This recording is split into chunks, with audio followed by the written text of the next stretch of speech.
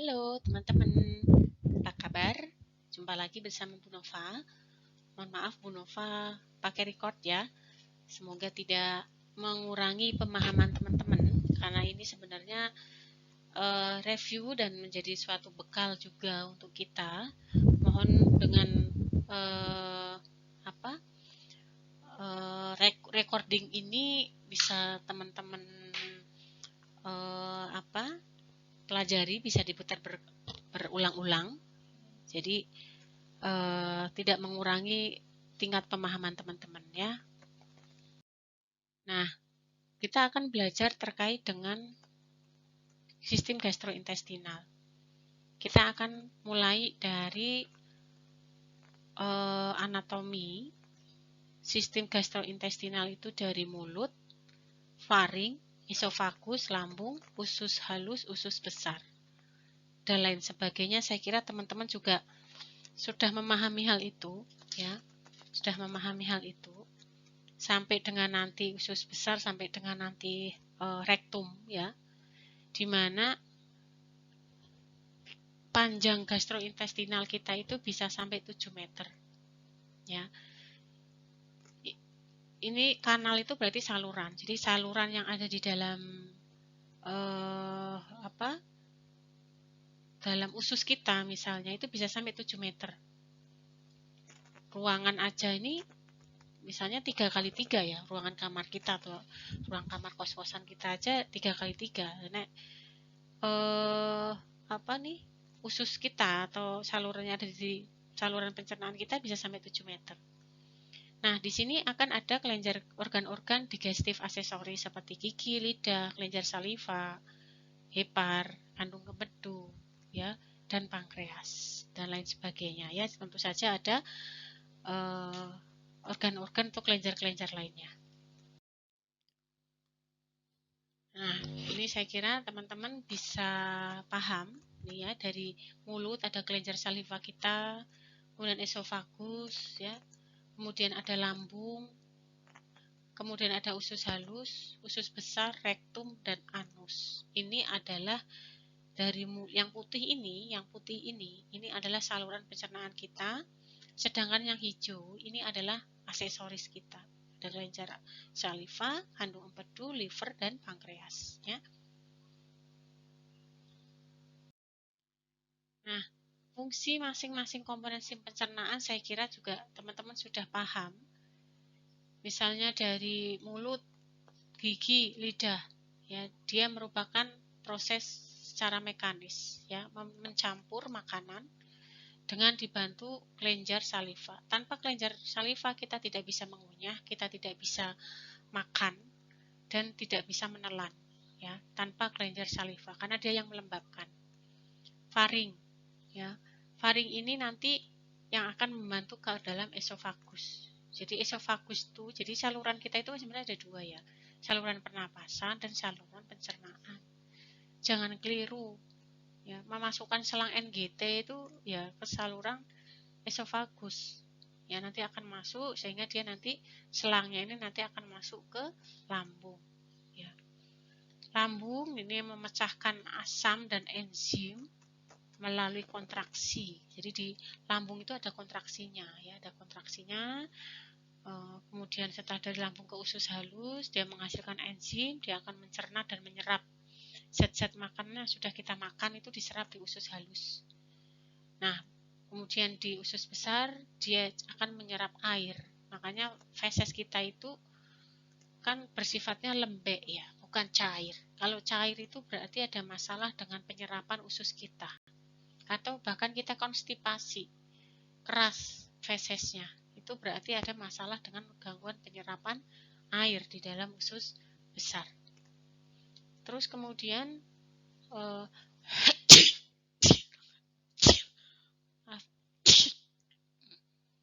kemudian ada kelenjar saliva. Ya, kelenjar saliva dia akan memberikan lubrikasi atau pelumas pada saat kita mengunyah makanan. Kemudian dia akan memecah karbohidrat. Jadi akan ada suatu metabolisme di dalam mulut kita dengan bantuan kelenjar saliva. Hati atau liver atau hepar itu dia penting ya, penting untuk sebagai pencernaan untuk lemak, penyimpanan nutrisi, dan ini merupakan suatu hal yang vital untuk detoksikasi racun juga. Jadi kalau kita banyak minum obat atau zat-zat kimia, ya bahan-bahan kimia, alkohol, nah ini yang akan rusak pasti hepar kita, gitu. Karena hepar kita dipaksa untuk dipaksa untuk mengeluarkan toksin terus, ya karena hepar itu kan dia identik dengan detoksifikasi. Kandung empedu dia akan menyimpan konsentrasi dari kandung empedu. Kita punya kandung empedu ya. Ya kalau di hewan atau di ayam atau di ikan yang pahit itu ya. Kemudian pankreas ya. Dia merupakan sel eksokrin juga. Dia juga sebagai enzim digestif juga ya. Jadi pankreas itu selain dia sistem endokrin, dia juga sebagai sistem pencernaan. Nah, kalau kita bagi menjadi pembagian regio, 4 bagian dari abdomen, saya kira teman-teman harus tahu. Kuadran kanan atas, kuadran kiri atas, kuadran kanan bawah, dan kiri bawah. Ini kalau dibagi menjadi 4 ya teman-teman. Kalau ya saya lanjutkan. Jadi kalau untuk pembagian abdomen yang 4 tadi yang sebelum slide ini kalau dibagi menjadi 9. Ada hipokondria kanan, epigastrik, yaitu bagian atas ya, atas. Kemudian hipokondria kiri, lumbal kanal, umbilikal ya. Terus kemudian lumbal kiri, iliaka kanan, hipogastrik, dan iliaka kiri. Ini kalau dibagi menjadi 9. Jadi teman-teman harus paham ya. Karena ini berhubungan dengan nanti site location pada saat nanti akan dilakukan pembedahan pada abdomen. Teman-teman harus bisa menunjukkan lokasinya di mana. Oh, di lumbal kiri. Oh, lokasinya di mana? Di umbilikal. Oh, lokasinya di mana? Di hipogastrik. Jadi teman-teman harus paham. Ini kalau dibagi menjadi 9 regio. Nah, ini beberapa istilah untuk yang ada hubungannya dengan gastrointestinal. Titik McBurney. Ini biasanya untuk pasien-pasien untuk melihat apendisitis, titik pada dinding perut, kuadran kanan bawah, yang terletak sepertiga lateral dan dari garis yang menghubungkan sias dan umbilikal. Ya, jadi titik McBurney ini sepertiga dari sias kita. Sias itu ya ini tonjolan tulang pinggul kita ya, tonjolan tulang pinggul kita. Nah, ini sepertiganya di situ ya, di bagian kanan bawah. Jadi kalau ada nyeri tekan di situ, itu akan bisa mengidentifikasi terjadinya appendicitis atau usus buntu orang Jawa bilang. Ya, gitu. Nah, ini garis Schaffner ini untuk mengidentifikasi pembesaran limfa atau tidak. Cuman ini jarang kita pakai ya. Kita jarang. Biasanya dari umbilikal ini, titik dari umbilikal kemudian diteruskan ke sias kanan. Titik dari 8 ya. Jadi ada masalah dengan limpa enggak? Nah, ini adalah titik McBurney tadi ya. Jadi dari sias, kemudian sepertiga lateral garis imajiner yang menghubungkan spina iliaca anterior atau sias kita ya. Ditarik, seret. Nah, jadi dari umbilikal, jadi dia akan dari sias kita, dari tonjolan sias kita, tulang panggul kita nih yang menonjol itu kita tarik melewati umbilikal sepertiganya. Nah, itu adalah sias. Ini habis operasi appendicitis ya. Nah, ini titik McBurney. Ini kan sias kita nih. Ini yang tonjolan tulang pinggul kita tarik dari umbilikal, kita bagi 3 sepertiganya ya. Ini kalau ada nyeri tekan ini berarti ada indikasi terjadinya appendicitis. Nah, saya kira ini nanti teman-teman bisa pelajari bagaimana saluran-saluran yang ada di organ gastrointestinal dari mulut, kemudian dia akan bercampur dengan saliva, ya. Ada kelenjar parotis, submandibular, dan sublingual, ya. Bagian mulut Saya kira juga teman-teman sudah mempelajarinya ya. Ini kalau kita lihat, kalau kita buka ada lidah, ya ovula itu yang cenil-cenil, hard palatum itu langit-langit atas, soft palatumnya itu yang bagian agak dalam lagi ya, dan seterusnya. Nah, dalam pengolahan makanan di mulut itu dibantu dengan saliva. Jadi produksi saliva kita itu per hari banyak banget. Hampir sama dengan kita minum ya, hampir 2 liter. Jadi kalau kita minum banyak ya saliva kita produksinya juga akan banyak. Tapi semakin sedikit ya saliva kita akan kental. Makanya kalau kita haus itu kan kerasa kental ya. Nah, ada suatu enzim pencernaan yang disebut dengan lipase dan betialin ya. Ini yang akan membantu di dalam proses pengolahan yang ada di mulut. Jadi misalnya apa sih yang dimaksud dengan lipase? Dia berada di mana? Tealin itu ada di mana? Itu teman-teman sudah bisa jawab. Kemudian mengandung musin, ya dia untuk membasahi makanan dan mengandung dan melindungi mukosa. Nah, di dalam mukosa mulut kita ada yang namanya imunoglobulin A. Dia mensekresi kelenjar saliva. Makanya di dalam mulut kita itu ada sistem imunnya. Kalau misalnya makanan yang teman-teman makan itu ada kumannya atau mikroorganismenya, ini IgA ini nanti dia akan bekerja atau berfungsi untuk melawan. Kalau misalnya dia nggak berhasil melawan, ya makanan atau mikroorganisme di dalam makanan itu nanti akan masuk ke lambung, ya yang sehingga nanti akan menginfeksi, bisa terjadinya tipes, ya dan lain sebagainya. Jadi di mulut itu sudah di ini dulu ya, sudah di lawan dulu. Ya, kalau memang imun kita bagus ya IgA ini akan bisa menyerang mikroorganisme yang ada di dalam makanan yang kita makan. Ini fungsi dari saliva memudahkan untuk menelan, mempertahankan mulut tetap lembab ya, mempertahankan gigi dan mulut bersih ya, sebagai merangsang indera pengecap dan lain sebagainya. Saya kira ini sudah ya. Ini bagaimana pengaturan dari sekresi saliva. Jadi ada hubungannya dengan misalnya kita mencium bau enak, misalnya bandeng goreng. Nah, bandeng goreng ini nanti akan menstimulasi otak ya, yang ada di medula. Nah, ini nanti akan bekerja, parasimpatisnya akan terstimulasi sehingga kita akan ngiler ya, bahasa Jawanya ngiler, sekresi, peningkatan sekresi saliva. Ya, itu karena ada aktivitas dari saraf tadi. Jadi bau, rasa, kemudian suara, penglihatan. Misalnya kita melihat, enak sekali, bakso pedas, baksonya besar-besar, ya dagingnya banyak, gitu ya. Aduh kemebul, sambelnya banyak, gitu. Nah ini kita udah gemecer duluan. Di dalam otak itu udah ini kan kita kayak ngiler, pengen, kayak gitu ya. Nah itu akan terjadi peningkatan sekresi saliva. Nah, ini pergerakan makanan dari mulut sampai ke esofagus, kita kunyah, masuk ya, terus kemudian semakin dalam sampai dengan nanti dia fase D ya, sampai ke esofagus sampai ke lambung. Nah, berikutnya faring. Setelah mulut itu faring. Faring itu dia ada respon refleks. Yang apa? Secara otomatis pasti dia akan terdorong makanannya ke belakang.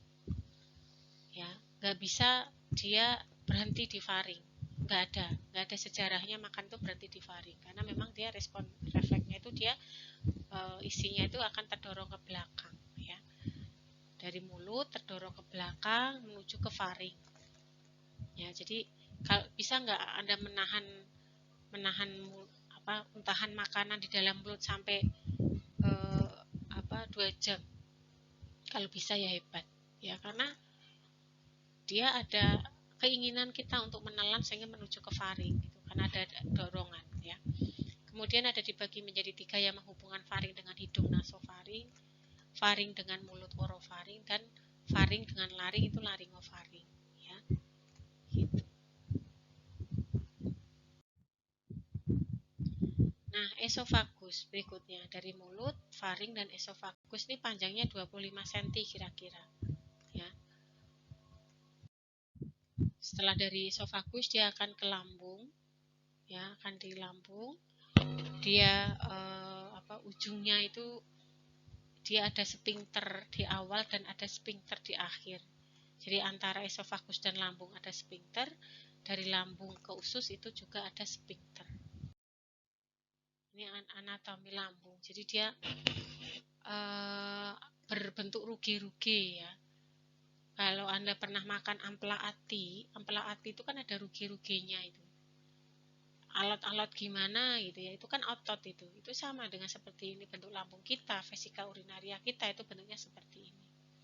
Nah ini esofagus, dia akan nempel akan berhubungan dengan lambung. Nah kemudian ada sphincternya di sini, nanti buka menutup.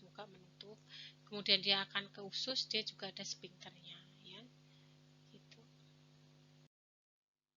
Panjangnya kira-kira 15-25 cm. Full itu dia 4 liter makanan. Jadi kalau misalnya orang akan muntah ya kalau dia kebanyakan makan, karena memang ada kapasitasnya sebanyak 4 liter makanan ya. Nah, di sini ada suatu proses pemecahan protein secara kimia ya, kemudian ada menghasilkan suatu enzim-enzim dan menghasilkan suatu vitamin B12 ya. Dan menghasilkan asam lambung.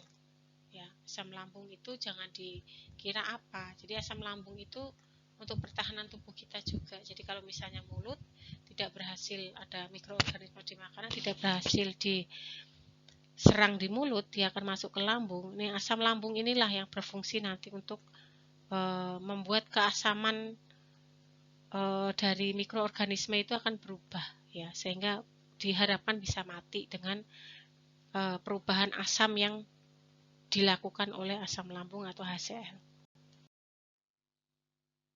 Nah, di dalam lambung itu juga ada peristaltik ya, gerakan meremas-remas karena tadi kan ada rugi-ruginya seperti otot tadi itu ya. Nah, setelah dari lambung dia akan masuk ke duodenum atau usus halus. Panjangnya kira-kira 4 meter ya. Yang terdiri dari duodenum, yeyunum, ileum. Jadi dari lambung itu dia akan ke duodenum dulu, yeyunum, baru ke usus halus atau ileum. Ini yang biasanya teman-teman nggak paham apa bedanya dari masing-masing duodenum, yeyunum, ileum. Jadi pertama itu duodenum, nanti di usus bagian tengah yeyunum, dan bagian yang terakhir itu adalah ileum. Ya. Hanya mampu memproses jumlah kecil makanan pada satu waktu. Jadi makanya dia akan makanan itu dari mulut dikunyah, di dalam lambung akan dicerna, di dalam usus itu sudah bentuknya udah mikromolekul, super mikromolekul, sehingga memang dia hanya akan diserap oleh zat-zat kimia yang ada saja di dalam usus halus ya. Nah, ini lanjutan usus halus. Ya, ada fili-filinya untuk mempercepat absorpsi atau bulu-bulu fili-fili lembut-lembut itu seperti fimbre-fimbre kayak gitu-gitu ya. Nah, ini organ dari dinding sel usus halus kita. Dari ada epitel ya, kemudian ada submukosa dan lain sebagainya.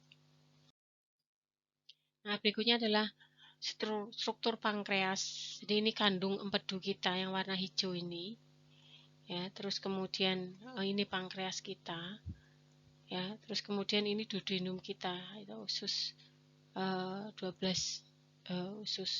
12 jari kita ya, duodenum, yeyunum, ileum. Ini adalah kandung empedu kita. Usus besar ini dia diameternya lebih besar tapi memang lebih pendek dibanding dengan usus halus ya, atau tadi duodenum, yeyunum, ileum tadi ya. Jadi dia lebih pendek. Jadi dia mempunyai fungsi residu makanan diabsorpsi airnya dan dieliminasi sebagai feses. Jadi diserap. Sebisa mungkin diserap. Makanya kan feses kita lembek ya. Kalau kita kurang serat, itu kasihan usus besar kita. Dia akan selalu menyerap sehingga kita akan terjadi konstipasi atau bebelen. kalau bahasa Jawanya. Tuh, nggak tahu kalau bahasa sana di luar Jawa apa namanya. Ini usus besar kita ya. Ada bagian-bagiannya. Ini appendix ini dia akan nempel di sini. Tadi appendicitis itu nyelentir di sini. Ini ileum usus kecil kita atau usus halus kita ya. Nah, bagian-bagian usus besar itu ada bagian bawah, ada bagian atas itu ada ascendent, bagian tengah itu ada transverse colon, terus bagian bawah itu descendant ya, dan yang paling dekat dengan anus itu bagian sigmoid ya, dia batas dari rektum dan usus besar itu sigmoid.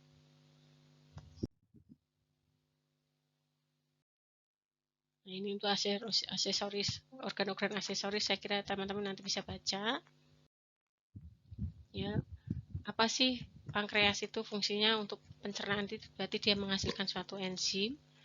Untuk hepar dia menghasilkan suatu kandung empedu, di mana dia kandung empedu itu berisi garam empedu, pigmen, ada kolesterol dan lain sebagainya.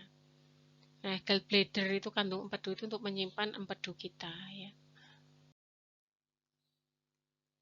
Saya kira untuk fungsinya memecah makanan ya, terus kemudian pergerakan makanan dan lain sebagainya, dia melakukan sekresi, melakukan absorpsi, itu tolong dipelajari, bisa lihat di webnya ini ya. Nah, tahapan dari peran sistem pencernaan itu dari ingesti, kita makan, kemudian ada sekresi. Apa yang disekresi? Ada kelenjar saliva, ada enzim, ya, ada asam klorida. Kemudian akan dicampur sehingga akan mempengaruhi suatu pergerakan. Setelah itu akan dicerna, diabsorpsi dan dikeluarkan, defekasi ya. Nah, ini proses pertama atau proses awal dari suatu pencernaan. Kelenjar saliva dia akan mensekresi amilase. Di lambung akan mensekresi HCl. Kemudian di pankreas dia akan mensekresi enzim proteolitik dan lipase. Ini adalah sama hepar dan kandung empedu, tadi sudah Bu Nova sampaikan. Nah, ini tahapan pencernaan, bagaimana tekanan dari osmotiknya misalnya ya, dan lain sebagainya. Ini ada pencernaan lipid ya, melibatkan kandung empedu, melibatkan lemak dan lain sebagainya. Ini pencernaan dan absorpsi lipid. Pencernaan protein ini dari mulut bla bla bla, dari protein akan diubah menjadi asam amino ya, sehingga nanti bisa digunakan. Nah, ini mohon untuk enzim berperan, saya kira teman-teman sudah hafal lah ya. Amilase itu di mana? Ya, kemudian maltasa, sukrosa, laktase itu di mana? Tripsin di mana? Dan lain sebagainya. Nah, sekarang apa sih fungsi dari nutrisi? Ya jelas untuk pertumbuhan dan pemeliharaan dan perbaikan sel kita sebagai nutrien yang mayor dan minor. Ya, sekumpulan energi reaksi kimia yang dibutuhkan untuk pertahanan tubuh ya. Itu metabolisme. Jadi nutrisi kita itu pasti dipakai untuk metabolisme, baik itu anabolisme dan katabolisme ya. Baik itu pemecahan ataupun pembentukan yang membutuhkan suatu ATP. Metabolisme itu butuh ATP atau butuh energi ya. Nah, ini untuk metabolisme karbohidrat. Ya, ini untuk menghasilkan energi, jadi kita bisa kuat, bisa jalan, bisa kemana-mana, ada energi itu ya karena kita makan karbohidrat ya. Akan berbeda kalau lipid ya, jadi lipid ini jangan terlalu banyak karena dia kalau terakumulasi ya jadinya tidak bagus ya, akan terjadi asidosis ya. Metabolisme protein ini biasanya untuk meregenerasi sel-sel yang rusak, misalnya akibat dari sakit ya, atau dia ada luka ya. Makanya kalau kita ada luka ataupun apa itu kan kita butuh makan protein yang banyak itu ya untuk perbaikan sel sel yang terluka tadi Itu mungkin yang bisa Bu Nova sampaikan. Kurang lebihnya Bu Nova mohon maaf. Tetap belajar, tolong dibuatkan rangkuman. Rangkuman ini sebagai tugas mandiri kalian, ya. Karena untuk mendengarkan saja saya kira akan lewat, ya. Artinya akan keluar masuk telinga kanan, keluar telinga kiri. Jadi paling tidak teman-teman punya catatan, ya. Baik, itu yang bisa Bu Nova sampaikan. Tetap semangat ya teman-teman ya. Masih di semester 1, masih awal. Nanti semoga kedepannya bisa kita bertatap muka dalam keadaan lebih bahagia dan lebih sehat. Saya akhiri, wassalamualaikum warahmatullahi wabarakatuh.